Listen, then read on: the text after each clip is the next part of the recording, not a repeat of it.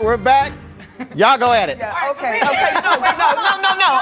He's my next door neighbor, so I'm going to take this on. Here's the Deborah, then Karen. Here's the thing, Cornel.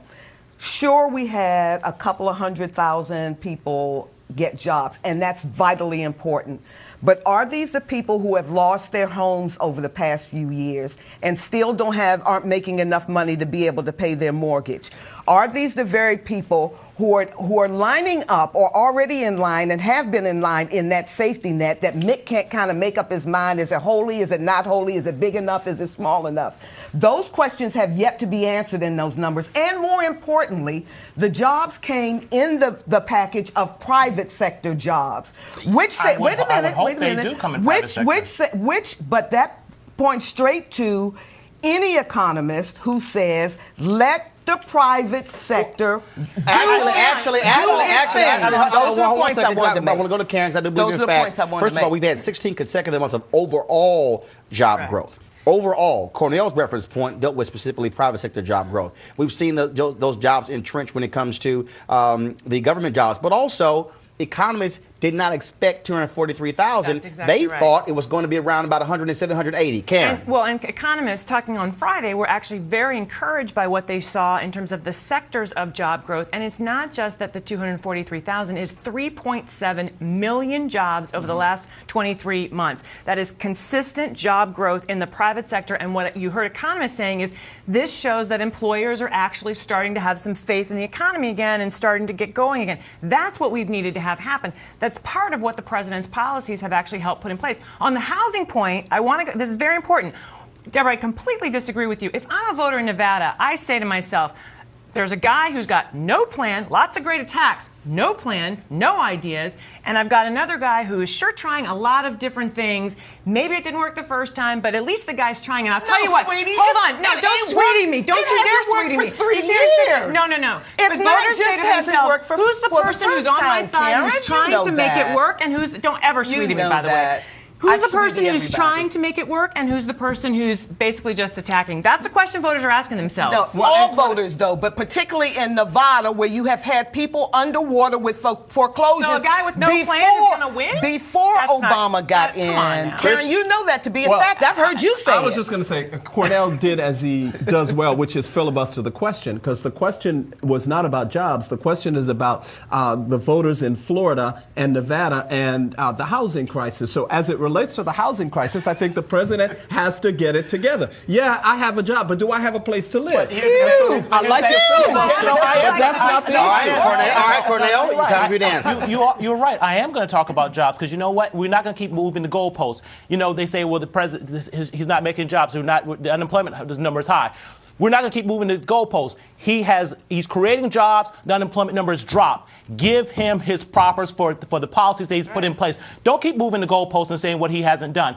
Unemployment numbers dropping. We're creating private sector jobs. These are good things. Now the problem for Republicans is they have to run against two people. Well, Mitt Romney has to run against three. He has to run against Newt Gingrich, has to run against the president, and he has to talk down these numbers. He has to run against the unemployment numbers right now that are moving in the right direction. And what's interesting is he gave an interview with Laura Ingraham.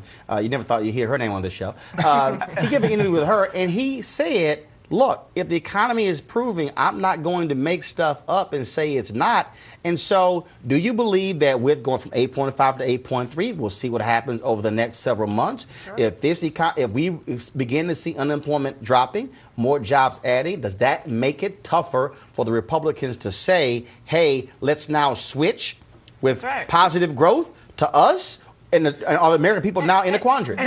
But jobs is only part of the economy. And the running theme for the past, since Obama first ran for president, has not just been jobs or housing. It's always been, it's the economy. Right. So you have to take all of those factors in, and we're not. First of all, we talk about jobs. Look, as part of people is very one basic. Sector in the economy. That's what they look at first. Yeah, Am I getting jobs? I agree. But here's the thing. Again, Mitt Romney is also saying to people, let's go back to the policies that got us into this mess, that made it so that you lost your house and your job and your health care.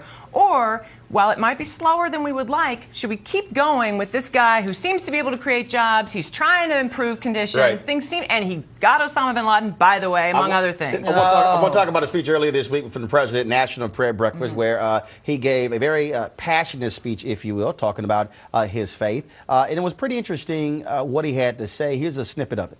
One of the great honors of my life, which was visiting Reverend Graham at his mountaintop retreat in North Carolina. This man who had prayed great prayers that inspired a nation. This man who seemed larger than life greeted me and was as kind and as gentle as could be. And we had a wonderful conversation. And before I left, Reverend Graham started praying for me as he had prayed for so many presidents before me. And when he finished praying, I felt the urge to pray for him. I didn't really know what to say, but like that verse in Romans, the Holy Spirit interceded when I didn't know quite what to say. And so I prayed. And I thought about that moment all the way down the mountain. And I've thought about it in the many days since, because I thought about my own spiritual journey. Growing up in a household that wasn't particularly religious. Going through my own period of doubt and confusion. Finding Christ when I wasn't even looking for him so many years ago. Possessing so many shortcomings that have been overcome by the simple grace of God. And the fact that I would ever be on top of a mountain saying a prayer for Billy Graham, that simple fact humbled me to my core.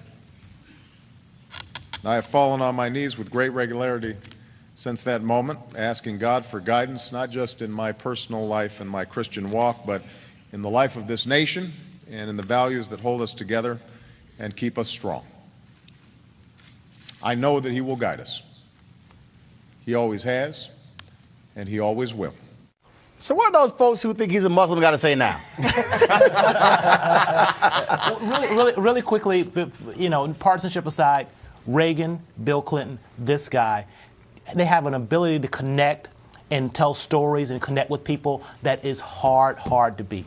Yeah, and absolutely. I mean, I could not see Mitt Romney giving that speech. It would not be genuine. It would not be who he is. And I absolutely believe that the president definitely has this ability to connect. So partisanship aside, Mitt Romney would give his own speech. I found it interesting, however, that President Obama took the opportunity to talk about praying for Billy Graham, who is a standard bearer, was a standard bearer of the right wing. Yeah, everybody needs prayer. I found it interesting. Billy Graham, though, has prayed with almost every president. The thing that I also loved in that speech was that he grounded my faith, my beliefs, drive why I'm doing what I'm doing, Gotcha. why I believe we have to care for the poor, for the least among us. And my brother's keeper. My brother's keeper line he uses all the time. Okay, I'm my brother and sister keeper, and the timekeeper say we got time. So Karen, Chris, Deborah, Cornel, thanks a bunch. Hold tight.